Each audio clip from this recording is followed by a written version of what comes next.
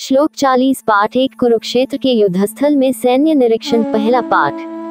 कुलक्षय प्रणश्यन्ति कुलधर्माः सनातनाः धर्मे नष्टे कुलम कृत्स्नम धर्मोऽभिभवत्युत। कुल के नाश से सनातन कुल धर्म नष्ट हो जाते हैं तथा धर्म का नाश हो जाने पर संपूर्ण कुल में पाप भी बहुत फैल जाता है। 40 व्याख्या। ये श्लोक महाभारत के भीष्म पर्व की संगीनी श्लोकों में से एक है।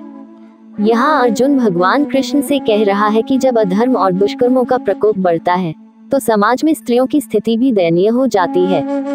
जब स्त्रियां असभ्य हो जाती हैं, तब कुल में वर्णसंकरता और अनैतिकता का जन्म होता है।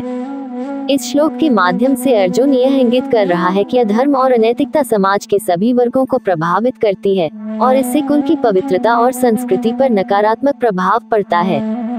ये श्लोक समाज की नैतिकता और संस्कारों के महत्व को दर्शाता है और यह भी बताता है कि स्त्रियां समाज की नैतिक और सांस्कृतिक धरोहर की महत्वपूर्ण संरक्षक होती हैं।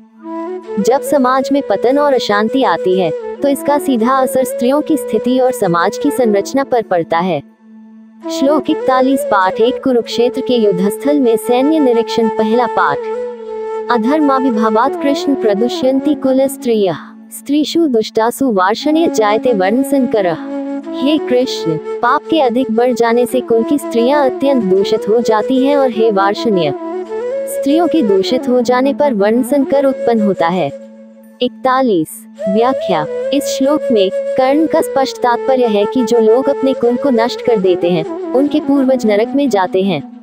ये पूर्वज उस परिवार की पिंड क्रिया, पिंडदान और जल क्रिया तर्पण से वंचित हो जाते हैं। ये श्लोक एक सामाजिक और धार्मिक दृष्टिकोण को उजागर करता है, जिसमें कहा गया है कि कुल का विनाश केवल परिवार की हानि नहीं होती, बल्कि पूर्वजों की आत्मा को भी दुख पहुंचाता है। पिंडदान और तर्पण जैसे कर्म पूर्वजों की आत्मा की शांति और सुख के लिए किए जाते हैं। जब परिवार और कुल का विनाश होता है तो ये धार्मिक कृत्य भी ठप हो जाते हैं, जिससे पूर्वजों को पिंडदान और तर्पण का लाभ नहीं मिल पाता।